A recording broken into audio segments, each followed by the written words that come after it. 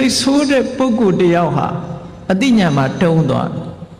တစ်ဖက်သားပြောတဲ့စကားအကောင်းဆုံးအကြောင်းကျိုးဆိုတာ तू မစင်စားနိုင်တော့စိတ်ဆိုးတာနော်စိတ်ဆိုးလိုက်တာနဲ့တပြိုင်တည်း तू ကအကောင်းဆုံးအကြောင်းကျိုးနားမလဲဒီကလေးကကိုယ်ကနစ်နာနေပြီအဆဲလဲခံရသေးတယ်အကဲ့ရဲ့လဲခံရသေးတယ်ကိုယ့်ရည်ရှင်တဲ့နှလုံးထဲမှာလှုပ်ရှားပြီးတော့အကောင်းဆုံးအကြောင်းကျိုးသိတတ်တဲ့အသိပညာလဲကိုယ်မှာမဖြစ်ဘူးဆိုကိုယ့်ရဲ့ဆုံးရှုံးမှုတွေဒီမှာပဲရှိနေပြီအဲ့ဒါကြောင့်မြတ်စွာဘုရားက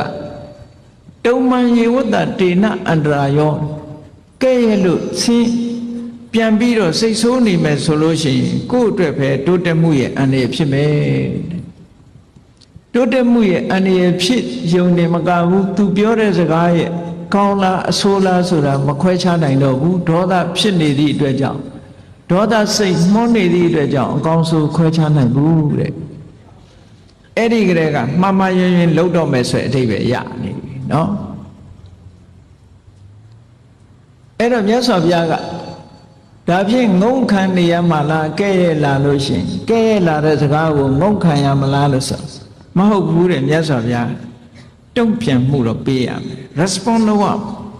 ငုံခံနေဖို့မပြောကဲ့ရဲ့လာမယ်ဆွဆွဲလာမယ်ဆိုလို့ရှိရင်မဟုတ်ဘူးဆိုတာကိုပြန်ပြောရပြန်လိခြေပပြောဆိုရမယ်သို့တော့ရှင်တဲ့ကဒေါသနဲ့ပြန်မလုံးနဲ့ဒေါသနဲ့ပြန်လို့ရင်သူ့ဟာကိုအတိမတ်ပြုတ်ရောက်သွားတယ်ပြန်ပြီးတော့တုံ့ပြန်ဖြေရှင်းပါတဲ့ဒါမမှန်ဘူးဒါမဟုတ်ဘူးဆိုတာကိုအကျိုးအကြောင်းနဲ့ပြန်တုံ့ပြန်သို့တော့တစုံတစ်ယောက်ကဆဲလာပြီဆိုလို့ရှိရင်ကတော့သိခံလိုက်ပါတဲ့အဲ့ဒါကြတော့တုံ့ပြန်เสียမလို့ဘူးအဲ့တော့ခန္တီဆိုတဲ့သဘာဝတရားကိုလည်းကြည့်လူအများစုကလက်ခံထားတဲ့ခန္တီဆိုတာကငုံခံနေတယ်သို့တော့စိတ်ထဲကမကျေနပ်ဘူးဆိုရင်ခန္တီမဟုတ်ဘူးအဲ့ဒါခန္တီဆိုတဲ့သဘောတရားဟာ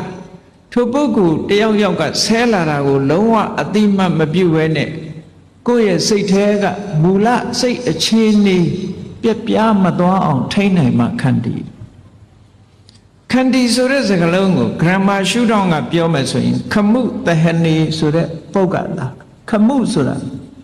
စွန့်ရည်တတိပဲဘယ်လိုစွန့်ရည်တတိတုံးလို့ဆိုလို့ရှိရင်ကိုယ်စိတ်ဓာတ်ကလေးပင်ကိုယ်စိတ်ဓာတ်ကလေးပြတ်မသွားအောင်ထိန်းနိုင်တဲ့စွမ်းရည်တတိပဲကြည့်လေတန်ငယ်ချင်းနှစ်ယောက်စကားပြောနေတယ်ရဲရဲမောမောနေကြတယ်ဒီပြင်လူတစ်ယောက်ကလာပြီးတော့သူတို့ဆဲလိုက်တယ်ဆိုရင်ဟာနှစ်ယောက်စလုံးထပြီးရှူရှူထိုင်ထိုင်ဖြစ်သွားရင်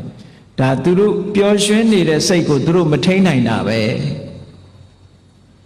လောကဓာတ်မုံတိုင်းဟိုကလာတိုက်တာကိုသူတို့မထိန်းနိုင်လို့ရိမ့်ရိုင်သွားတဲ့သဘောပဲနော်အေးသူဘာပြောဘလို့ပဲဆဲအပြုံးမပြတ်ဘူးကိုယ့်ဟာကိုယ်ဆက်စကားပြောနေကြလို့ရှိရင်ခန္တီပဲအဲ့ဒါတော့အဲ့ဒီခန္တီဆိုတာတကယ်မြင့်မြတ်သူတို့ရဲ့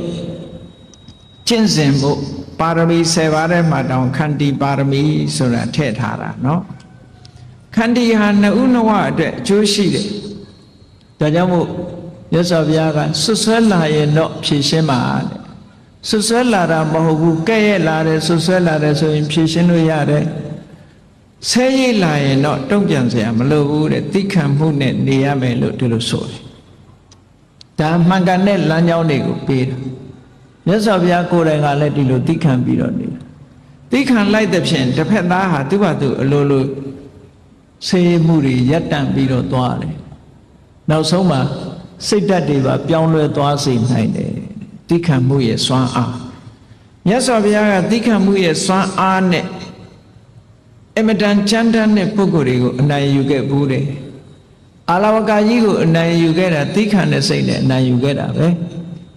ဘလောက်ကြမ်းတမ်းတဲ့ပုဂ္ဂိုလ်ပဲဖြစ်ဖြစ်သိခံမှုဆိုတာနဲ့အနိုင်ရခဲ့တယ်ပေါ့